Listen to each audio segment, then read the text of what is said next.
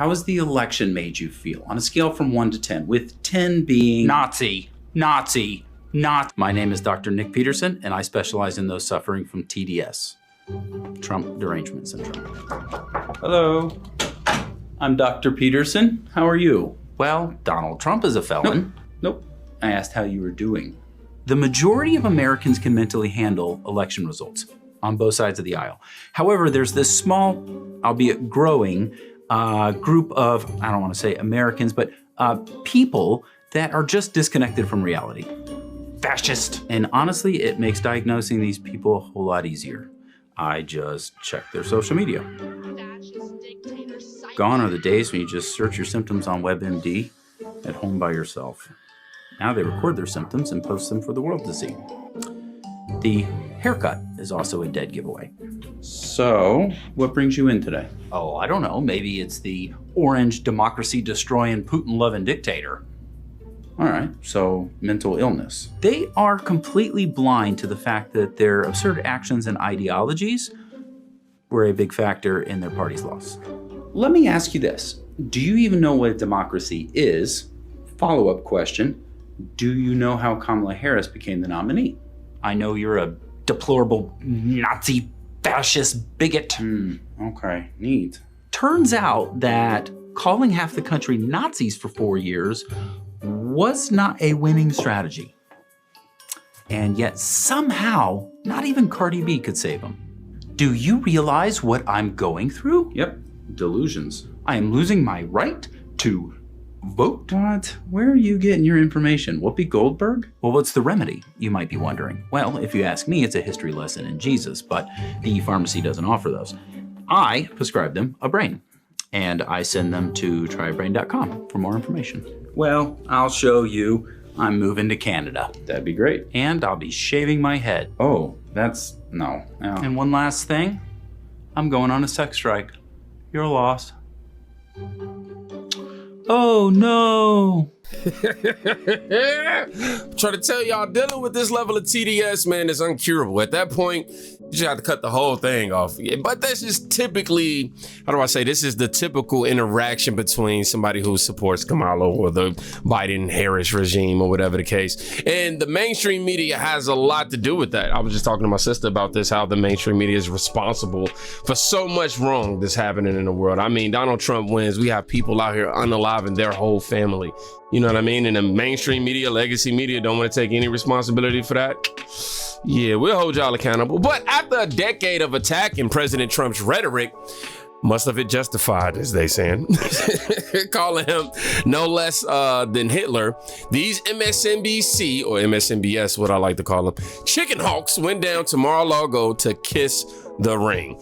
Morning Joe dressed like a woman and boarded the boat off the Titanic.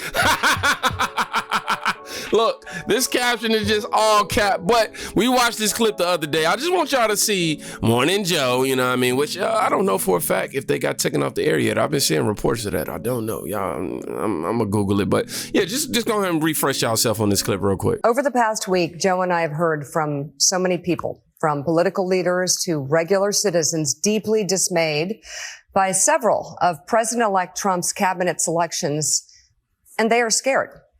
Last Thursday, we expressed our own concerns on this broadcast and even said we would appreciate the opportunity to speak with the president-elect himself.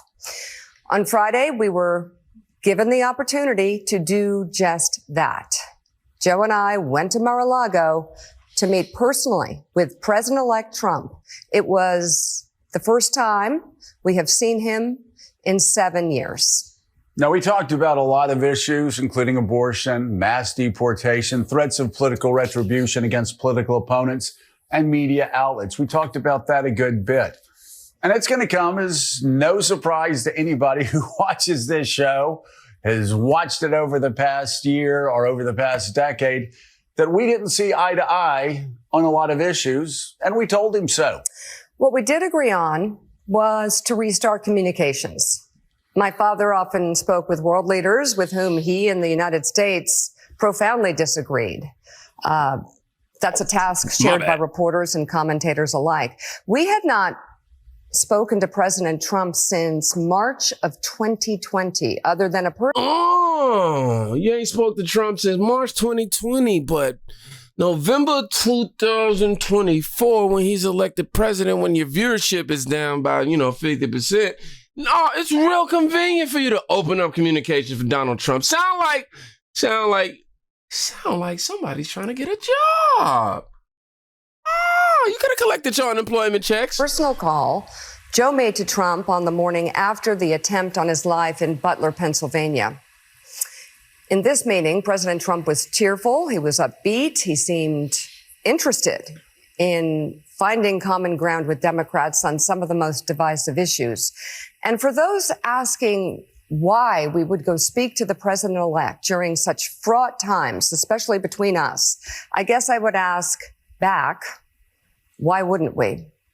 5 years of political warfare has deeply divided Washington and the country. We have been as clear as we know how in expressing our deep concerns about President Trump's actions and words in the coarsening of public debate. But for nearly 80 million Americans, election denialism, public trials, and January 6th were not as important as the issues that moved them to send Donald Trump back to the White House with their vote.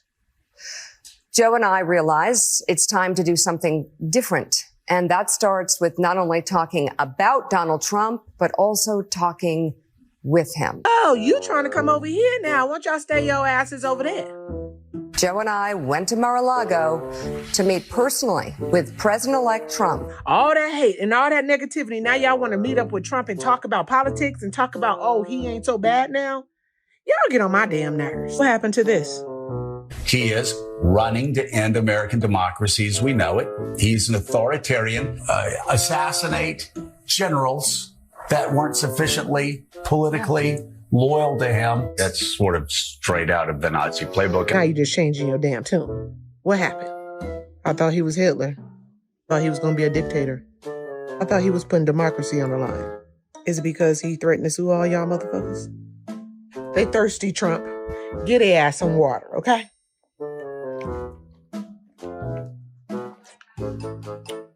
Trump, you should have told them to go to hell. Don't get on a train now. Don't get on a train now. You not wanted, okay?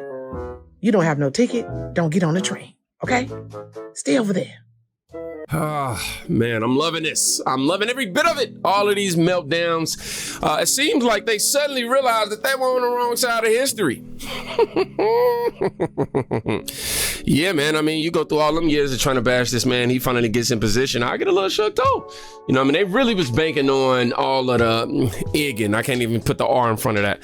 They was really banking on all of that, with Kamala Harris to be able to get in, the Kamala regime to be able to keep spewing what they spewing.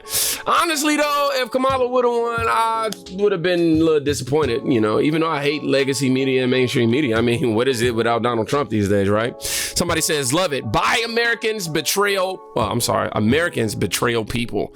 That's really what they wrote. But welcome, or Americans wanting freedom for all and prosperity for all. I swear to God, that's how they wrote it. Because Joe, a unaliver, and unalived the intern, this comment section different, bro. Hold on. Those two are circling the toilet. Taking MSNBS with them. Now, before I play MSNBS, showing how they know that their time is coming, I want to play this clip from Jesse Waiters. I always mess his name up. My fault, y'all. Comcast is spinning off MSNBC. Elections have consequences, and so does poor ratings.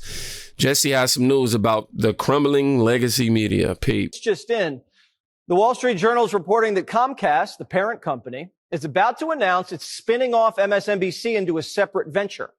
It'll no longer live under the same umbrella as NBC News. Ratings and profit are down, and MSNBC is on its own now. Biden certainly didn't help. They had to cover up for the big guy, and it got them nowhere. They ended up with no access, no influence, and no audience. Joe still won't talk to anyone. Mr. President, happy early birthday! For your birthday, will you talk to us, sir? As a gift to the press, will you please talk to us? Mr. President, President Biden!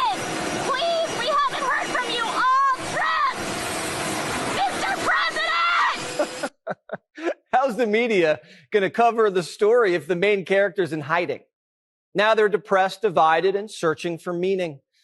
Talking about Trump's landslide's no fun. So now they're seeing how far they can go and what they can get away with and wondering aloud into a microphone, can anyone hear me? Is anyone listening? You have to boil it down to nuts and bolts, and you have to be pithy. What do I mean by pithy? How about this? Republicans want to kill your kids. Republicans want to kill your kids. That's from a Washington Post reporter who sounds like she's trying to get fired by Bezos. Maybe Jennifer Rubin wants to be fired to know she's alive. It's better than getting ignored. Straight to the comment section on this one. The legacy media will never be trusted again. I definitely agree with that. These guys are dinosaurs right now. We can't let up on corporate media. We are winning. Bye-bye MSNBC. MSNBC needs to get the hell out of the public schools. Governor Abbott, I'm talking specifically about Texas because that's all he knows. Crash and burn. They are irrelevant. What is this? MSDNC is off and nobody watches it. They have been dead on me for years and years. Fake news has no place for America. We just want the truth, man. Can y'all stop trying to tell us how to feel and how to think? Just present us the information and let us decide that ourselves. Yeah. And I have to play this clip before I let y'all go. I have to. So, MSNBC, or as I like to call them, MSNBS. They know their days is coming to an end. Their days are numbered. Yes, it is. Quote, I don't know how we make ourselves relevant again. It's hard to compete with 20-second snippets looking at an iPhone. End quote. 1 in 5 adults regularly get their news from influencers on social media. Hey, now, if you get your news from your boy, definitely let me know in the comments. I really appreciate y'all. Today is a good day for influencers. Let me say that. I also, President Trump said he was going to give credentials out to influencers and podcasters. I read a headline like that. I can't verify that. My fault. Don't want to be a fake news media outlet, anything like that. But yeah, I don't think I qualify for one, but if I get a couple million subscribers, number is even higher among younger Americans, with almost 40% under the age of 30 getting their news from those sources.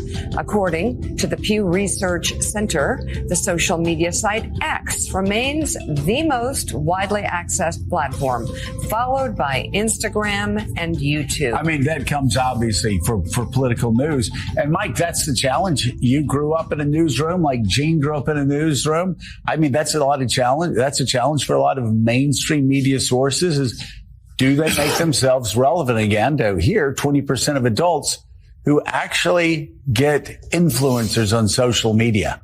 I don't know maybe somebody who makes baskets, and while they're making baskets, they look up and say, vote for candidate X. I don't know how we make ourselves relevant again, because we can't compete with 20-second snippets on an iPhone, walking up the street, getting your entire news digest of the day in less than a minute on your phone as you're walking under the crowd with coffee in one hand and your phone in the other. They lying already again. Well, I'll just say he's not telling the full truth. That definitely are 20-second clips. But come on, dog. We got whole segments on X, bro. You got feature films of people doing documentaries on the corruption of the government. So no, I wouldn't say that people are just getting things out of context. And then in addition to that, we have community notes, which means if something was posted for 20 seconds and it was misrepresented, like the caption and all that, you will have a community note which fact checks it and shows you the real. So they already lying again. I don't know how we catch up to that. Yeah. So Gene Robinson, do you agree with Mike? Because I find this hard to believe that younger voters would be more interested in getting an entertaining 20-second news snippet than watching a cable news show for 4 hours from 6 a.m. to 10 a.m. in the morning. Come on. This seems like an easy choice to us here. What is wrong with these people? Exactly. Yeah. I mean, look, if I knew the answer, I would implement it immediately, right? And reverse this. But we have to compete. I mean, the answer is we don't know how to compete with these social media basket making influencers or whatever, but we have to. And so we've got to figure out ways to do it. And maybe we make our own 20-second snippets, and we meet viewers where they are. We meet news consumers where they are because they're not here. And that's the problem. Coming up. Well, I got a suggestion for you, MSNBS. Ow, that hurt. Sheesh. I got a suggestion for y'all. Y'all could just tell the truth. I think the truth is relevant. I think the truth will always be relevant. I think the truth will be trending every single day for the rest of our lives. But the end for them, it's indeed coming.